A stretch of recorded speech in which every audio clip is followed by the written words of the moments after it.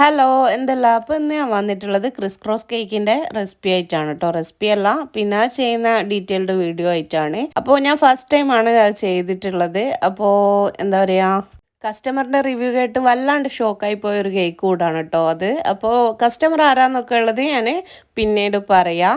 അപ്പോൾ അത് ആ കേക്ക് സ്റ്റാർട്ട് ചെയ്തിട്ടുണ്ട്. അപ്പോൾ നട്ടി ബബിൾ കേക്കാണ് കേട്ടോ ഞാൻ ഉണ്ടാക്കുന്നത്. അപ്പോൾ അതിനായിട്ട് ഇതാ ഫസ്റ്റ് തന്നെ മിൽക്ക് മെയ്ഡിൻ്റെ സിറപ്പ് വെച്ചിട്ട് ഒന്ന് വെറ്റ് ചെയ്തെടുക്കുന്നുണ്ട്. പിന്നെ അതിലേക്ക് ക്രീം ഒന്ന് വെച്ച് സ്പ്രെഡാക്കി കൊടുക്കുന്നുണ്ട് കേട്ടോ. ഇനി ഇതിലേക്ക് ചോക്ലേറ്റ് ഗനാഷും കൂടെ ചേർത്ത് കൊടുക്കുന്നുണ്ട് കേട്ടോ. എന്നിട്ട് ഒന്നുകൂടെ സ്പ്രെഡ് ചെയ്തെടുക്കുക. ഡാർക്ക് കോമ്പൗണ്ടും പിന്നെ വിപ്പിംഗ് ക്രീമും കൂടെ മെൽറ്റ് ചെയ്തിട്ട് ഗനാഷ് ഉണ്ടാക്കിയിട്ടാണ് കേട്ടോ ചെയ്യുന്നത്.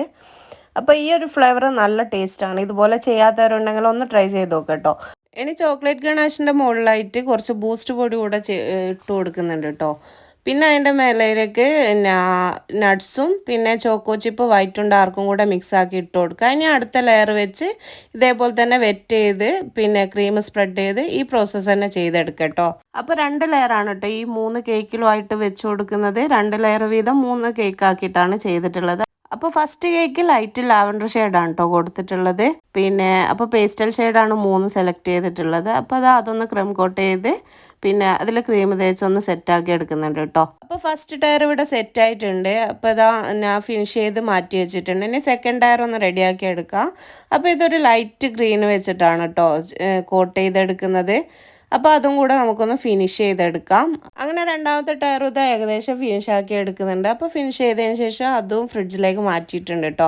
അപ്പോൾ മൂന്നാമത്തെ ടയർ ഒന്ന് റെഡിയാക്കി എടുക്കുക. അപ്പോൾ അതിലേക്ക് പിങ്ക് കളറാണ് കേട്ടോ കൊടുക്കുന്നത്. ലൈറ്റ് പിങ്ക് ഷെയ്ഡാണ്. ഇനി അതൊന്ന് ഫുള്ള് കോട്ട് ചെയ്ത് നന്നായി ഫിനിഷ് ചെയ്തെടുക്കാം. അപ്പോൾ ഇതാ 3 കേക്കും ഫിനിഷാക്കി എടുത്തിട്ടുണ്ട്. അപ്പോൾ നല്ല രസമുണ്ടായിരുന്നു കേട്ടോ കളേഴ്സ് കാണാൻ വേണ്ടിയിട്ട്. അപ്പോൾ ഇതാ 3 സെറ്റാക്കിയതിന് ശേഷം ഇതൊന്ന് ഫ്രിഡ്ജിൽ വെച്ച് കൊടുക്കുന്നുണ്ട്. അപ്പോൾ ഓവർനൈറ്റ് ഫ്രിഡ്ജിൽ വെച്ചിട്ടാണ് കേട്ടോ ഇത് സെറ്റ് ചെയ്യേണ്ടത്. അപ്പോൾ എനിക്കിതിൽ എന്തൊക്കെ അബദ്ധങ്ങൾ പറ്റിയെന്നുള്ളത് ഞാൻ ഇപ്പോൾ പറഞ്ഞുതരാം കേട്ടോ. അപ്പോൾ ഇതാ അപ്പോൾ ഫസ്റ്റ് തന്നെ നല്ല ആവേശത്തോടു കൂടാണ് ഇതിൻ്റെ കോലൊക്കെ ഒന്ന് കുത്തി കൊടുക്കുന്നത്. അപ്പോൾ ഫസ്റ്റ് ഉണ്ടാക്കുന്ന ആവേശവും ടെൻഷനും ഒക്കെ കൂടായിട്ട് ഫസ്റ്റ് ലെയർ കേക്ക് അതിൻ്റെ മുകളിൽ എടുത്തു വെച്ചപ്പോൾ പിന്നെ ഏകദേശം സെറ്റായി, കുഴപ്പമൊന്നുമില്ലായിരുന്നു കേട്ടോ. അപ്പോൾ ഏകദേശം കറക്റ്റ് പൊസിഷനിലൊക്കെയാണ് ഞാൻ സെറ്റാക്കിയൊക്കെ വെച്ചത്. അപ്പോൾ എന്താ പറയുക, ടെൻഷനോടുകൂടെ തന്നെ കേട്ടോ വെച്ചിരുന്നത്. അങ്ങനെ സക്സസ് ആയി രണ്ടാമത്തെ ടയർ സെറ്റാക്കി എടുത്ത് അപ്പോൾ നല്ല ഹാപ്പിയൊക്കെ ആയിരുന്നു കേട്ടോ. അങ്ങനെ മൂന്നാമത്തെ ടയർ അതിൻ്റെ മുകളിലായിട്ട് വെക്കാനായിട്ട് പിന്നെ ഡോൾസൊക്കെ ഒന്ന് ഉള്ളിലേക്ക് ഇൻസേർട്ട് ചെയ്ത് കൊടുക്കുന്നുണ്ട് കേട്ടോ. പിന്നെ അപ്പോൾ ഒരു ഏകദേശം ഒരു 3-4 പീസോളം ഇൻസേർട്ട് ചെയ്ത് കൊടുക്കണം. എന്നാലാണ് അതൊന്ന് ബാലൻസ് ചെയ്ത് നിൽക്കാൻ പറ്റുള്ളൂ. അങ്ങനെ സെക്കൻഡ് ടയർ വെച്ച ആവേശത്തിൽ മൂന്നാമത്തെ ടയർ കൂടെ ഞാൻ അതിൻ്റെ മുകളിലേക്ക് വെച്ച് കൊടുക്കുന്നുണ്ട്. പക്ഷേ അത് വെച്ചതിന് ശേഷമാണ്, അത് വെച്ച് ഡോൾസ് നടുവിലേക്ക് ഇൻസേർട്ട് ചെയ്തതിന് ശേഷമാണ് എനിക്ക് പറ്റിയ അമളി മനസ്സിലായത്. അത് വെച്ച പൊസിഷൻ ശരിയില്ലായിരുന്നു. കേക്കിൻ്റെ ഒരു ഷേപ്പ് എനിക്കൊരു സെറ്റാവാത്ത മാതിരി തോന്നി.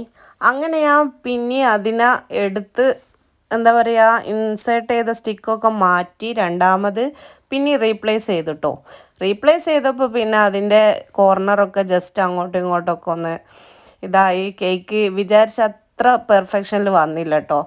അപ്പോൾ എന്തായാലും ഫസ്റ്റ് ടൈം ചെയ്യുകയാണ്, എന്നാലും സാരമില്ല, മാക്സിമം പറ്റുന്ന വിധത്തിൽ സെറ്റാക്കി അങ്ങ് കൊടുത്തിട്ടുണ്ട് കേട്ടോ. പിന്നെ അതിലേക്ക് നെയിമൊന്ന് ഫോണ്ടൻറ്റിൽ കട്ട് ചെയ്ത് അതൊക്കെ ഒന്ന് വെച്ച് കൊടുക്കുന്നുണ്ട്. പിന്നെ ഫ്ലവറും കാര്യങ്ങളൊക്കെ അതും ഒന്ന് വെച്ച് കൊടുക്കുന്നുണ്ട് കേട്ടോ. അപ്പം ഞാനൊരു പിക്ക് കണ്ടിട്ട് അതിൽ ഇൻസ്പയർഡ് ആയിട്ട് ചെയ്തതാണ്. പിന്നെ അപ്പോൾ ഇതാ അതിലേക്ക് ബട്ടർഫ്ലൈ അങ്ങനത്തെ കാര്യങ്ങളൊക്കെ ഒന്ന് വെച്ച് കൊടുക്കുന്നുണ്ട്.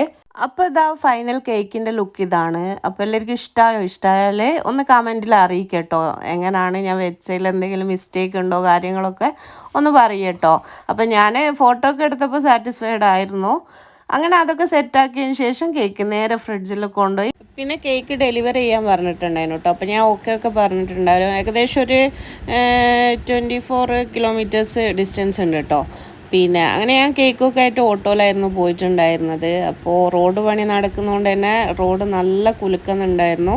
അപ്പോൾ എന്താ പറയുക, ഞാൻ അത്യാവശ്യം കെയറോട് കൂടി തന്നെയാണ് കൊണ്ടുപോയത്. പക്ഷെ അവിടെ എത്തി അവർ ഓപ്പൺ ചെയ്ത് നോക്കുമ്പോൾ കേക്കിൻ്റെ അവസ്ഥ ഇതായിരുന്നു കേട്ടോ. പിന്നെ താഴെയൊക്കെ നന്നായിട്ട് ക്രാക്ക് വന്നിട്ടുണ്ടായിരുന്നു കേട്ടോ കേക്കിൽ. സത്യത്തിൽ ഇത് കാണുമ്പോൾ ഒരു ചെരിഞ്ഞ ഗോപുരമാതിരി തന്നെ ആയിട്ടുണ്ട് കേട്ടോ. അപ്പോൾ നന്നായി സങ്കടമായിപ്പോയി, കാരണം അത്രയും ഇതായിട്ട് കൊണ്ടുപോയതായിരുന്നു.